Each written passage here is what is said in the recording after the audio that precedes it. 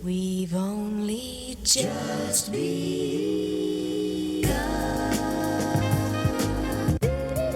In our continuing adventure of Tigoni area, today we go to Waterfall Inn to see what all the hype is about.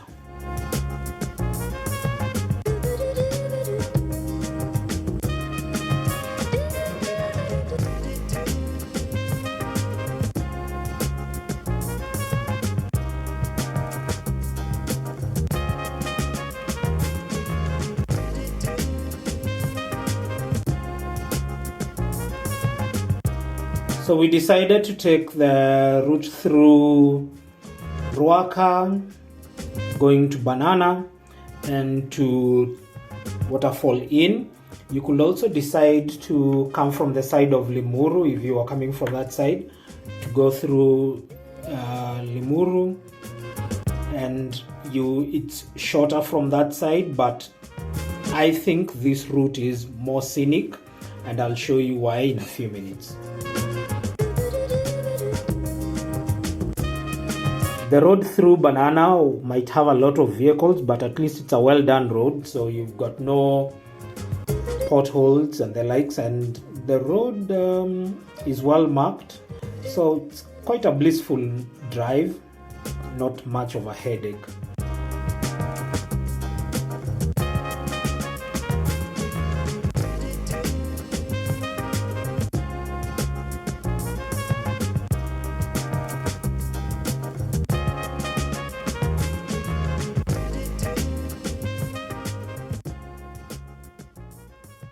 As you leave the hustle and bustle of Banana and Ruaka, things start getting a bit more chilled as you get into Tigoni area.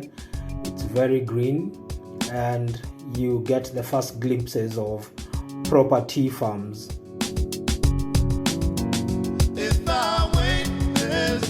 We got lost a little bit, so you want to be careful when you're going.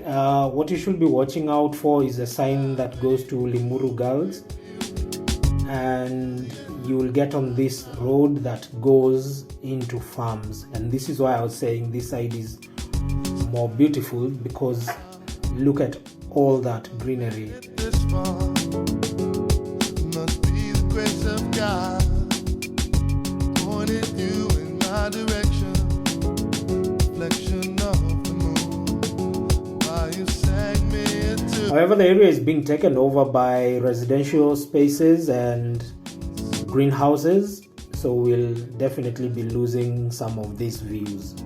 As for the rest of me, still here waiting. There's nowhere left for you to go. After driving on this feeder road for 1.5 kilometers, what you want to watch out for is the school that trains people on driving electric vehicles. Then you'll get on the rough road, and you'll keep on this for 700 meters. It's quite rough and slow going. You still want me.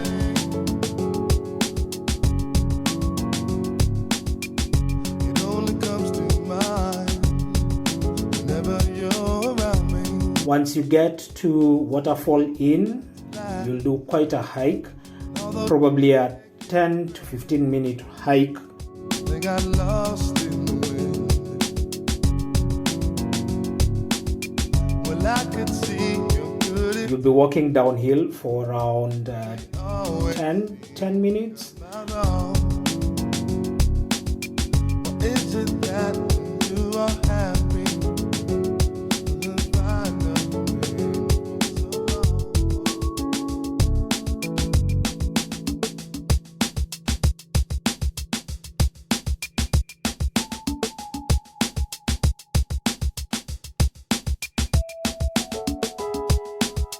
The trees and the trail remind me of Tahamaki. Just if you know Tahamaki, you'll know how old I am.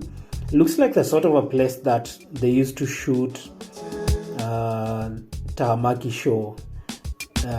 For those who don't know, Tahamaki was crime series that was shot in Kenya. A lot of the crime used to happen in bushes like this, people getting killed, people getting mugged. So I got the feels when I was going down this trail.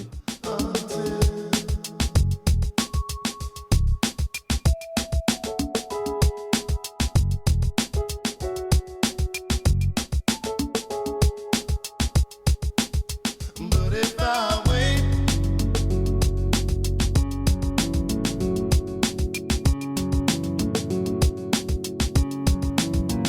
is it my After your 10-minute walk, you'll be treated to what you came here for, which is an absolutely beautiful waterfall. The owners of the place haven't done much to it, no much maintenance going on, and unfortunately people have littered the areas.